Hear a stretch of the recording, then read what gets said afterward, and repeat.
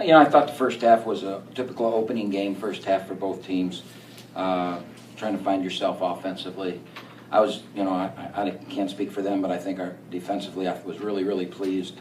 Other than when they cut the 14-point lead to 3, during that run there, some bad things happened to us, and you know, Martez got knocked down and didn't get up, and they got an open 3 because we didn't communicate. Kid made a great turnaround bank shot, and then we lost an offensive rebound. They picked it up, kicked it out to Denny for a 3, and you know, when runs happen, things like that will jump out, and a team that's not as good maybe as we hope to be would fold from that, and we didn't. Sherron came down and went back-to-back from the 3, and we got the lead, and that's what good teams do. You know, every night can't be, you know, the greatest night ever of how you play it, but you find ways to win, and I thought we did that. You know, we controlled the game. We had a double-digit lead, you know, most of the second half. When they made their run, we took it and came back and got the 8-point win, so I'm very pleased with it. Questions for student athletes, please? Sherron, you came down and hit that 3.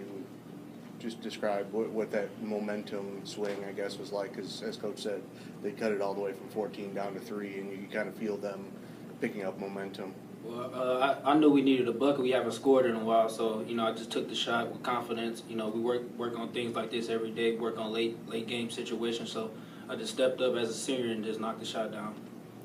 I know for you, the kind of the 3-headed point guard monster is new for you. How do you? Is it starting to feel natural for you? Yeah, I had a lot of help from the coaches watching film. You know, I get in and you know get more shots in. So it's going pretty well. I got great guys around me, so they're making it easy for me. Well, Martez, you got that in the first half. Could you kind of feel, I guess, the flow going? Yeah. I needed to score. You know, coach been telling me to hunt shots, so that's what I try to do every time I get in. I just score the ball. Did that go away a little bit in the second half? I know you like Coach said, you were out for a couple segments of time, but was it hard to kind of get that flow going again in the second half for you, or not at all? No, it wasn't. We just needed a few stops, and when we got a few stops, you know, I just play off my defense, and you know, like I said, I make my shots, and we have a lot of energy, so we just go from there. Coach mentioned the other day at Media Day that rebounding is going to be one of the keys for you guys all season long. How much of a team effort is it, and getting 14, how much does that help out, and how cognizant, I guess, is everybody of trying to crash the boards as a team? I mean, that was one of our question marks coming into the season. So Coach challenges us every day to, you know, why are you getting back? Crash the board. He always sending that message to us every possession. So, you know, I just go out there with that mindset. My teammates go out there with that mindset that we want the ball more than the other team. Any more questions for the student athletes? Thanks, guys. Thank you. Yes, Coach, how do you feel about the rebounding, just numbers-wise, looking at the box score the other night? It didn't look as good. I'm a little surprised by that we only had 6 offensive rebounds. The Bowling Green did that good of a job on the defensive glass for us. But we did have a ton of turnovers, and that was, you know, that's disappointing. We did not during the central scrimmage, and we only had 8 against Grand Valley.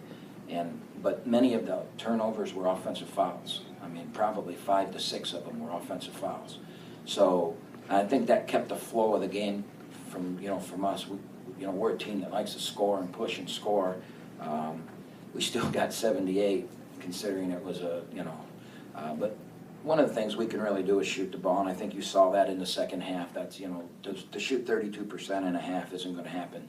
We'll probably have 4 or 5 halves all year like that. So the fact that we made our free throws was huge when we were shooting the ball poorly and turning it over. To have a lead at halftime, I think we had a double-digit lead with a minute or 2 to go in the half, and they cut it down to 6. To have 10 turnovers in the first half and shoot 32% and have that comfortable of a lead is very unusual. So we were doing something right. So I think defending and rebounding. They had 11 offensive rebounds. That's good. You know, that's not a great number, but that's a good number. If you can keep a team under 10, that's really great. But if they're up over 13 or 14, then that's not good. So we were in that okay zone. Obviously, we talked about before, K's got the last couple of years, the ball coming down the floor was going to be in his hands. And you mentioned that stretch where they kind of cut your lead, and you needed that bucket. Is that still kind of a work in progress, and of who's going to take that shot even? Yeah, we found out tonight, Sherron didn't back away from it and buried it, and then came down and buried another one, and that's a good sign. That's why this couldn't have gone any better for us than it did, it going from, you know, a 14-point lead down to 3. And okay, are we going to fold, or are we going to take it? And we took it, and we stepped up, and our only senior made some plays, and that was huge. It was a really good sign for us. So I saw in the second half that Bowling Green definitely stepped up their defense a lot, and they started to press their team. How do you feel that the Golden Grizzlies did adjusting to that? Oh, I thought we handled that. During their run was more fueled by, we missed some shots. Jalen Hayes shot an air ball from 5 feet that was to a run out. We just missed some shots. That was basically it. And then we had it where Martez scored and went down, and they made that 3, and that's really kind of fueled them going. And then they got an offensive rebound and kicked it out to their great 3-point shooter, and he knocked down a 3, and all of a sudden the 14 points was to 8 and then 5, you know. So I don't think their pressure hurt us. I really don't. We turned it over once, Martez, but that was on an entry pass in our offense. I thought we handled it really well. How many assists did our point guards have? Braylon had 1, Stevie had 9, and Sherron had 3. So we had 13 assists, which is a Kay Felder night, you know. So, you know, Kay would have had a lot of double-digit nights, and Stevie had 9. And so it very, very, very good signs for us.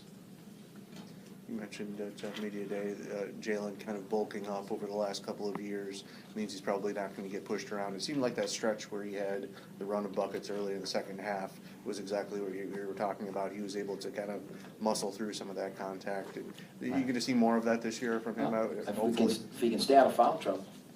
The scrimmage, the game that we just played, exhibition game the other day, and then tonight he's been in foul trouble, and his minutes are really short. He did get to 26 tonight, but I think he had 10 or so, you know, the other day and fouled out.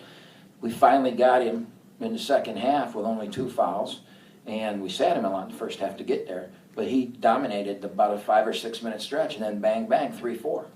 And then I got to take him out right when he was dominating. And that hurts us. I mean, we're a much better team when we can get our baskets by the basket like Jalen's getting. Any more questions for Coach? All right, thanks, Coach. Good win.